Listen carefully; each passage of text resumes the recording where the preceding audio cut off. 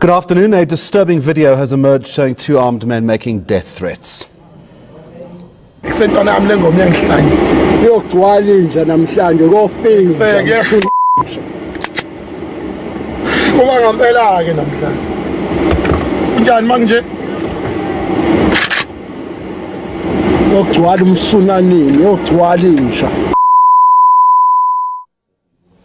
Two sources confirming to ENCA that the men are bodyguards of ANC eThekwini Regional Secretary Becky Ntuli. One of the men, as you can see, is seen cocking an AK-47 assault rifle, which is illegal to carry in South Africa. It is not clear when the video was filmed, but the ANC in KwaZulu-Natal says it's investigating.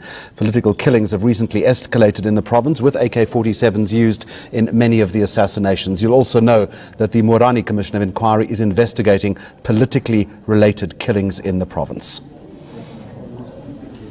Well, our reporter Dessen Tatia is tracking that story for us. Dessen, good afternoon to you. First of all, this extraordinary video footage that we've just seen. What has the ANC said about it? And perhaps let's start with its provenance. What's the origin of this video?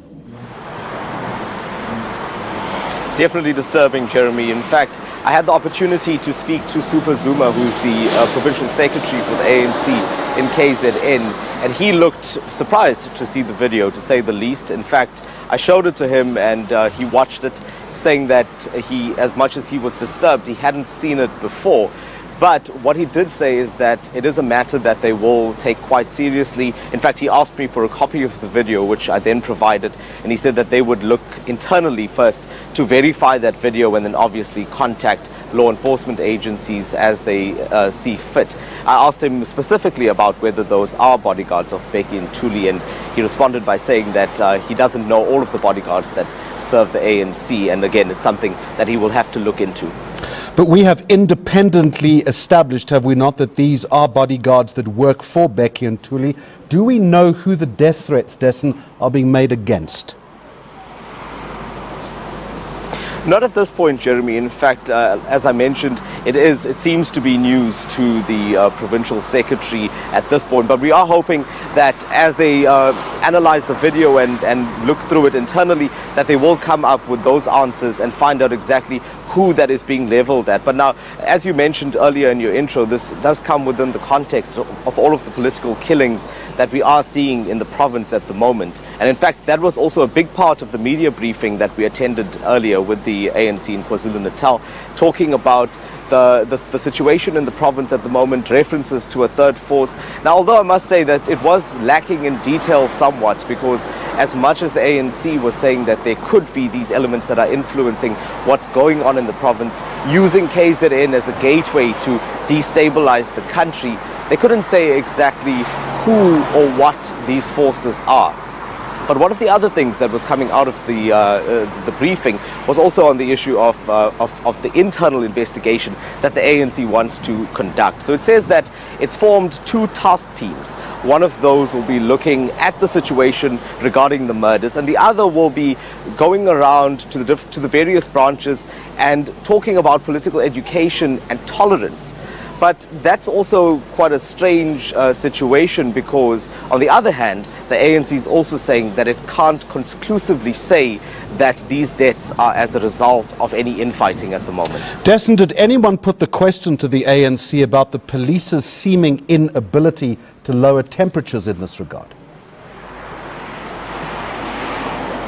No, I think largely the focus, Jeremy, was on what the ANC itself is doing, and to that end, there was also talk about the Morani Commission. Now, you'll remember that last year the ANC was the one that was actually calling for the Morani Commission to be established, just to look into the political killings that were taking place in the lead up to the elections. But one of the things that we did ask was why it had taken so long for a commitment, because there was a commitment given today that the ANC would appear before the commission and just give its side and give its testimony in relation to the killings of its members, because largely the Commission has been looking at killings of councillors, and the majority of those councillors have been ANC councillors. So it'll be very interesting to see what the ANC's testimony is when they actually appear before the Commission. We know that the Commission will be resuming later in September, so we are waiting quite patiently for that.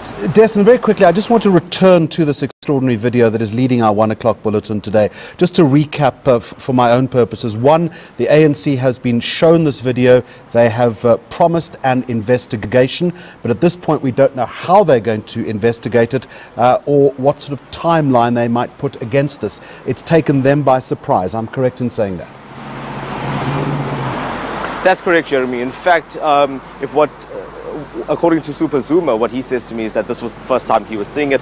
He watched the video on my phone and then asked for a copy of it. So now the processes that follow is one that we'll also have to follow up with the ANC in a day or two, just to find out exactly how they're going about that, like you mentioned, to verify that and to confirm if these are bodyguards. Was he shocked? Was there some display here of incredulity when he saw this video?